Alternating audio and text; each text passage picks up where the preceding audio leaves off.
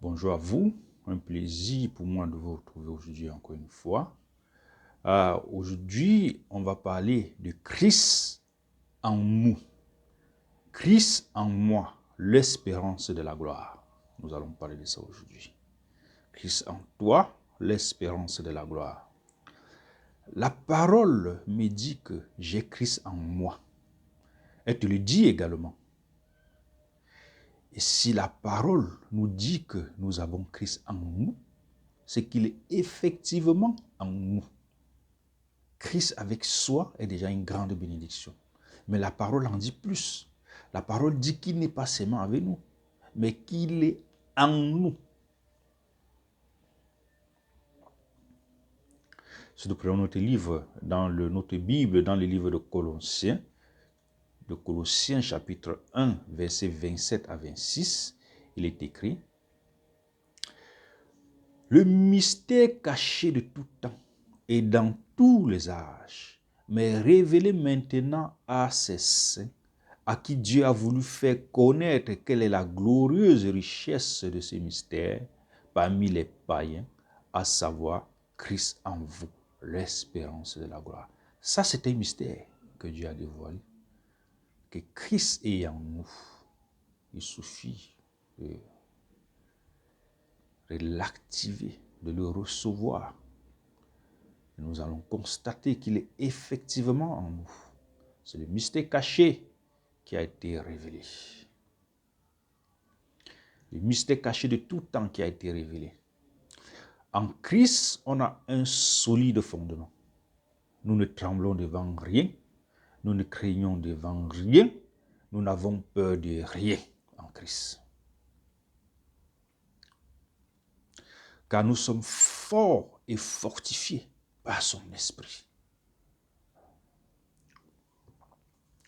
On va prendre notre Bible dans le livre de Éphésiens, chapitre 6, verset 10. Il est écrit: au reste, fortifiez-vous dans le Seigneur et par sa force toute puissante. Et qu'est-ce qu'il suffit de faire pour se fortifier en Jésus et par sa force toute puissante? Ce qui suffit de faire, c'est simple. Nous allons le lire dans le livre de Romains, chapitre 10, verset 9.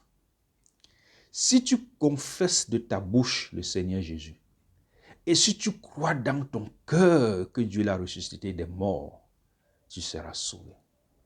Si tu confesses de ta bouche, et si tu crois dans ton cœur, c'est aussi simple que ça. Personne ne nous demande de porter un sac de macabo de 50 kilos. Personne ne nous demande de donner notre argent. Ça, c'est ce qui est tellement compliqué pour nous à faire. C'est difficile.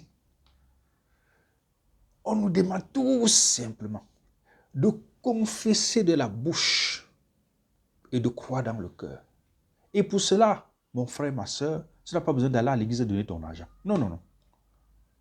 Même chez toi, tu peux confesser de ta bouche et croire de ton cœur que Jésus-Christ est sauveur.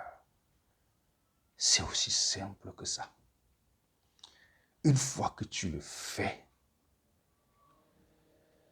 la toute puissance de Jésus-Christ va te fortifier.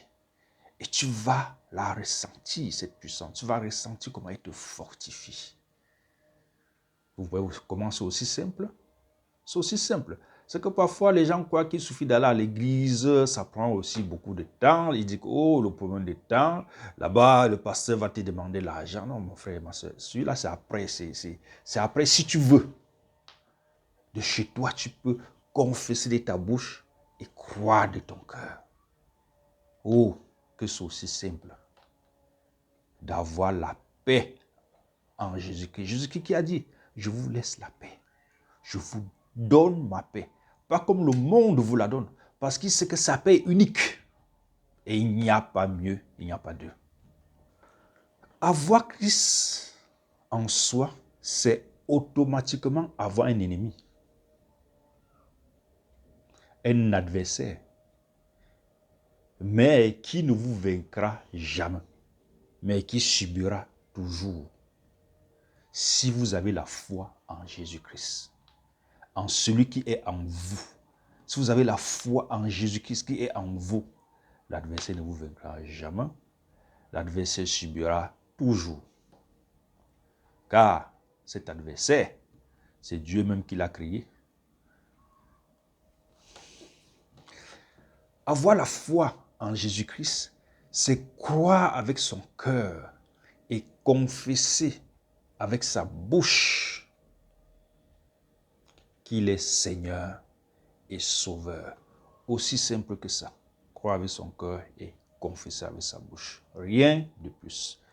Pas d'effort à faire, pas d'argent à donner. Aussi simple que ça. Et on est sauvé. Les choses sont aussi simples, mais la chair nous amène à voir ça aussi compliqué. Nous naissons tous pécheurs. J'en suis le premier. C'est la raison pour laquelle je demande toujours pardon à l'Éternel Dieu pour mes péchés. Il y a des péchés étant dans la chair que nous commettons sans le savoir. Nous naissons tous pécheurs. C'est la raison pour laquelle nous sommes contents de mentir, de décevoir, de blesser, de faire le mal. Tant que cela arrange nos intérêts, on n'a pas de souci à le faire. C'est parce que nous sommes pécheurs que nous sommes ainsi. Mais Jésus est venu pour sauver l'homme égaré. Car croire que le bonheur, la paix, vous savez, il y a des gens que quand vous voyez, vous croyez qu'ils sont heureux, mais ils n'ont pas de paix, ils sont malheureux.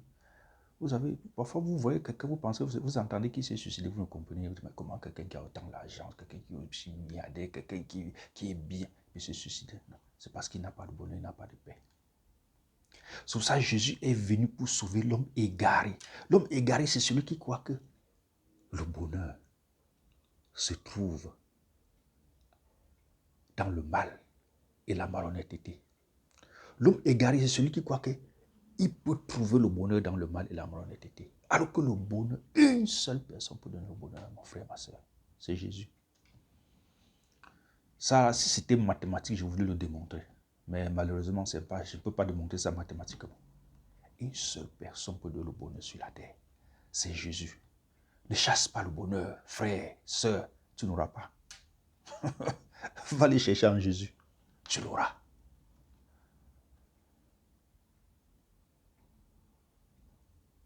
Jésus donne le bonheur. Je n'ai pas dit que la religion donne le bonheur, s'il vous plaît. J'ai dit Jésus donne le bonheur.